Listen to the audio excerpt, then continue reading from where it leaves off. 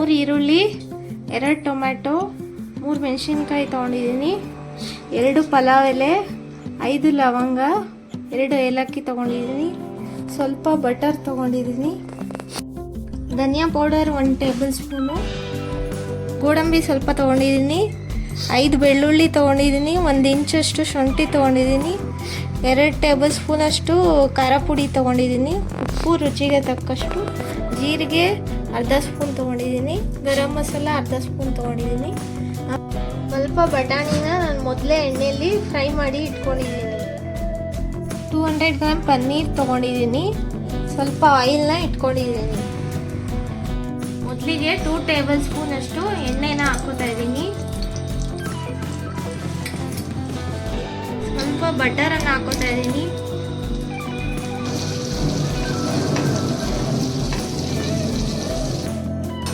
ಪಲಾವ್ ಎಲೆ ಹಾಕೋತಾ ಇದ್ದೀನಿ,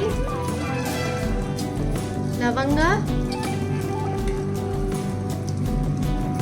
2 ಏಲಕ್ಕಿ ಹಾಕೋತಾ ಇದ್ದೀನಿ,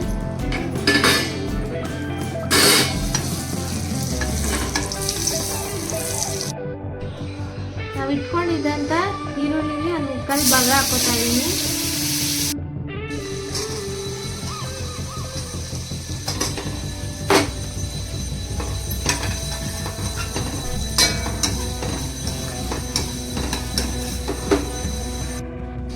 ಶುಂಠಿ ಬೆಳ್ಳುಳ್ಳಿ ಹಾಕೋತಾ ಇದ್ದೀನಿ,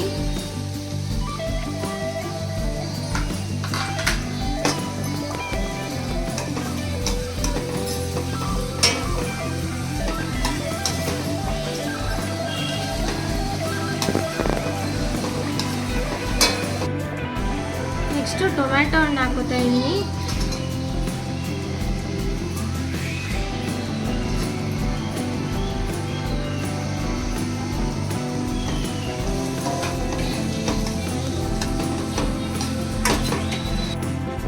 ಗೋಡಂಬಿ ಹಾಕೋತಾ ಇದ್ದೀನಿ, ಗೋಡಂಬಿ ಹಾಕೊಂಡು ಫ್ರೈ ಮಾಡ್ಕೋಬೇಕು.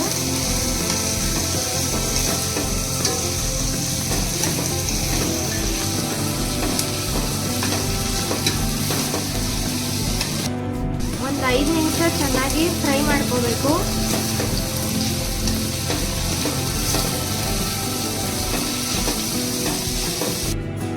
ಇದು ಇವಾಗ ಚೆನ್ನಾಗಿ ಫ್ರೈ ಆಗಿದೆ. ಇದು ಚೆನ್ನಾಗಿ ಆರಿದ ಮೇಲೆ ಮಿಕ್ಸಿಲಿ ಹಾಕೊಂಡು ಫ್ರೈ ಮಾಡ್ಕೋಬೇಕಾಗುತ್ತೆ.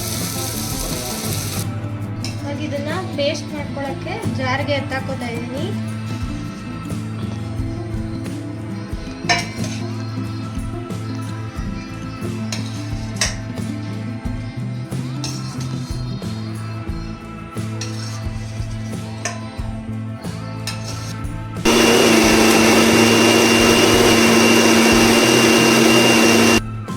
ಇದು ಚೆನ್ನಾಗಿ ಪೇಸ್ಟ್ ಆಗಿದೆ. ಇವಾಗ ಇದನ್ನ ಒಂದು ಕಪ್ಗೆ ಎತ್ತಾಕೋತಾ ಇದ್ದೀನಿ.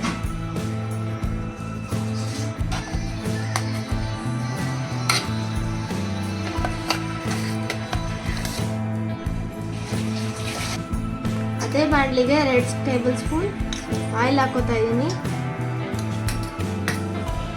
ಸ್ವಲ್ಪ ಬಟರ್ ಹಾಕೋತಾ ಇದ್ದೀನಿ,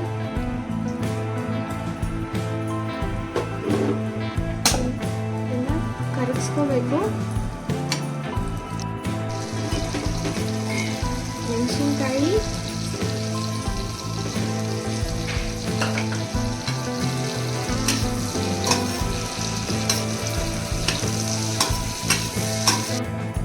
ಈರುಳ್ಳಿ,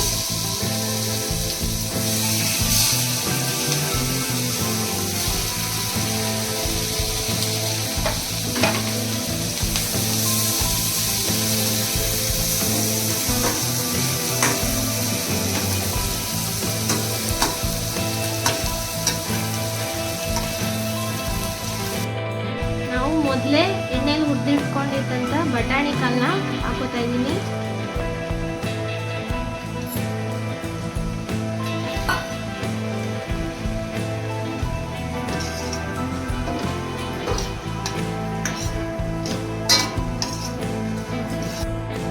ಅರಿಶಿನ,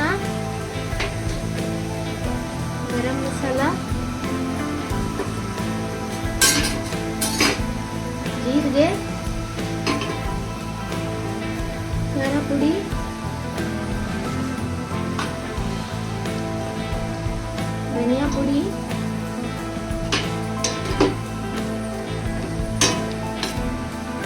ರುಚಿಗೆ ತಕ್ಕಷ್ಟು ಉಪ್ಪನ್ನ ಹಾಕೋತಾ ಇದ್ದೀನಿ.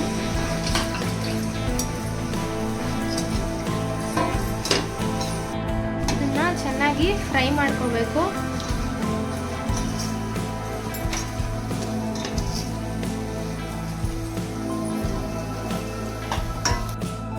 ಇವಾಗ ರುಬ್ಕೊಂಡು ಇಟ್ಕೊಂಡಿರುವಂಥ ಪೇಸ್ಟ್ನ ಹಾಕೋತಾ ಇದ್ದೀನಿ.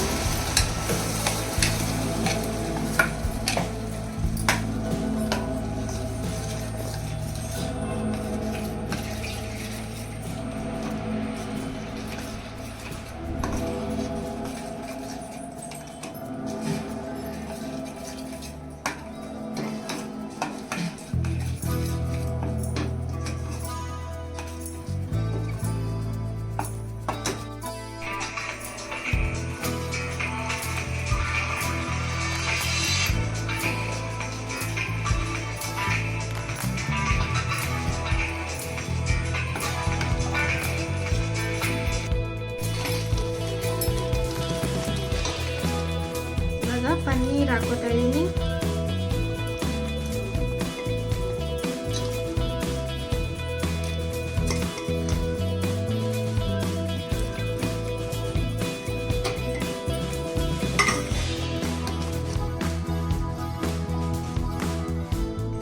ಫೈವ್ ಮಿನಿಟ್ಸ್ ಇದನ್ನ ಚೆನ್ನಾಗಿ ಕುಕ್ ಮಾಡ್ಕೋಬೇಕು.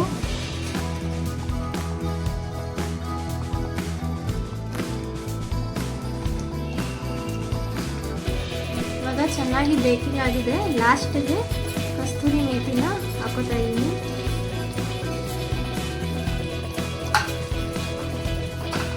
ಸ್ವಲ್ಪ ಕೊತ್ತಂಬರಿ ಸೊಪ್ಪು,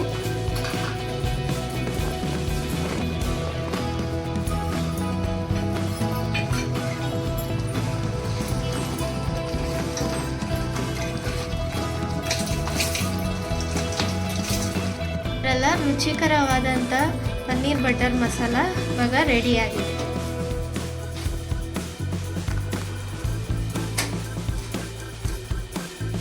ಇದನ್ನು ಚಪಾತಿ ಜೊತೆ ತಿಂದರೆ ತುಂಬ ಚೆನ್ನಾಗಿರುತ್ತೆ.